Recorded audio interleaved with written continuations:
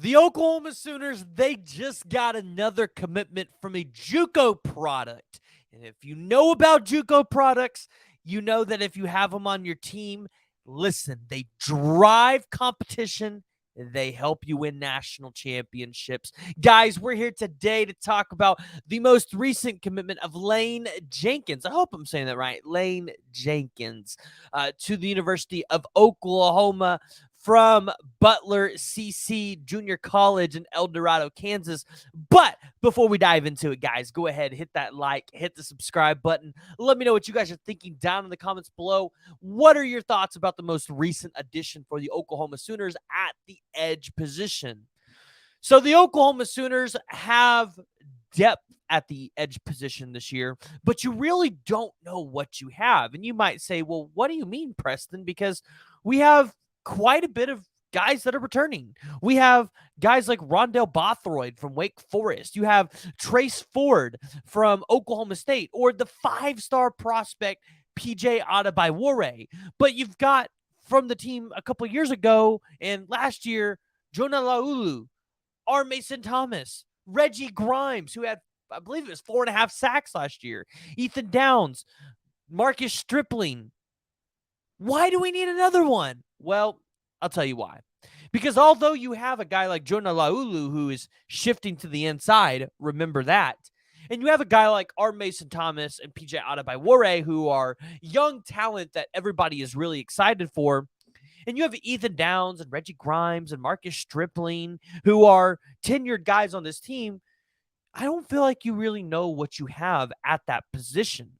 Because, yeah, I mean, you know you have a 5-star, but do you know if that 5-star is actually going to produce for you? And so get more bodies out there, because as you go through the season and you have injuries, nobody wants them, but they're going to happen. It's just a matter of life. It's a matter of the game.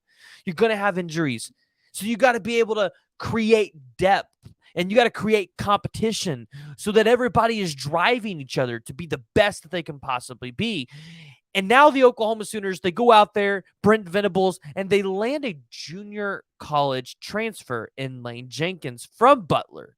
And in 2022 and 2023, he played 5 games, had 5 tackles, had it was 2.5 tackles for loss, 1.5 sacks, 8 total tackles. So he had 5 solos, he had 8 total, so it made 3 where he just assisted on the tackle. Not the most flashy numbers, which I get it. Some of you are going to buck at those because you did it with Devon Sears as well.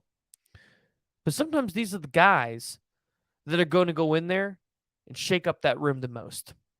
Laine Jenkins was a guy that was offered by Illinois, Iowa State, Indiana, and then ultimately Oklahoma, where he was offered on the 16th and he committed on the 16th. So Laine Jenkins, an Oklahoma Sooner.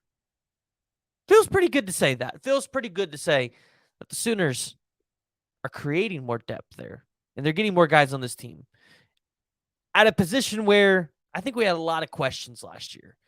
The defensive line, I think we still have a lot of questions, but I feel like we're in a better position. Because, yeah, we have questions, but I know if one guy doesn't pan out, it's next guy up. And I feel like that's what you're getting here. So go ahead, jump down in the comments below. Let me know what you think about the recent addition of Jenkins from the junior college. But let's go ahead and talk a little bit of defensive line recruiting as well, because, yeah, May 20th is coming up, and we're supposed to be getting potentially a commitment from the defensive lineman Zadavian Sims. And then you've got unofficial visits, potentially Williams and Nwaneri. You have David Stone and Dominic McKinley for Champion Barbecue. If Oklahoma could land 3 5-star defensive linemen, where are all them Todd Bates haters at now? And I've seen y'all in the comments saying, well, why isn't David Stone committed now? He must not like Oklahoma because he's not committed. Listen, I'm sure you listen to OU Insider, and I'm sure you read the articles where they talk about the outside stuff with David Stone. David Stone wants to be a Sooner, but there are some things that need to line up before he's able to do that.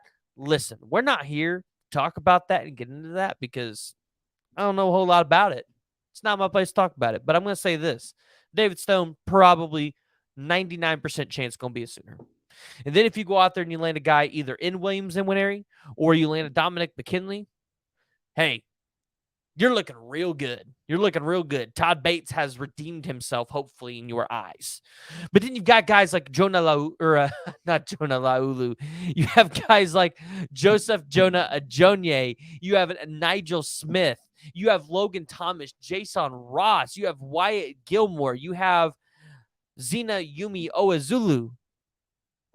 Oklahoma Sooners on the defensive line, they have their picks. They can get whatever they want on the defensive line. When was the last time we said the Oklahoma Sooners have a really strong recruiting class to the defensive line? I'll wait. When they were the last time that they were in this good a position for this many defensive linemen. Todd Bates is going to be able to take whoever he wants. And guys, I just want you to know, I didn't even mention another defensive lineman by the name of Edric Houston. You know, another 5-star, top 15 player in the country, only has been to Oklahoma. If Oklahoma gets an official visit there, maybe you have to start talking about it. Oh, and David Stone's friend from IMG Academy, Jaden Jackson. Yeah, we didn't talk about him either.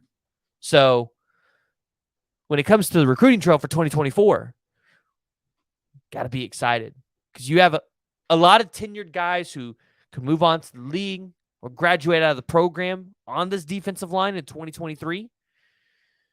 Going to have to replace that talent. If you're able to pull in 2 to 3 5-stars on that defensive line and bring in some top 100 defensive linemen as well with it, you're looking pretty good. So, guys, go ahead and jump down in the comments below. Let me know what y'all's thoughts are. What do you think of the most recent addition for Brent Venables, Miguel Chavis, Todd Bates, with the JUCO transfer of Laine Jenkins? But also, what are your thoughts about this recruiting trail? What do you think the Oklahoma Sooners do? Who do you think they get? What's your over-under on the defensive linemen, 5-star defensive linemen that commit to the University of Oklahoma? Because if Oklahoma hits 3 and they get a Nigel Smith and Joseph Jonah Ajonye, could we be talking one of the best defensive line classes of all time? And I know some people will say, hey, that's a crazy dream. We can be crazy. It's only June. It's not like we're talking, hey, we're in November. Let's see if Oklahoma can flip these guys. It's still June. Oklahoma has a chance to earn the commitments. Texas A&M did it. Maybe Oklahoma can do it. So, guys, jump down in the comments below. Give me your thoughts on the most recent JUCO transfer portal edition of Laine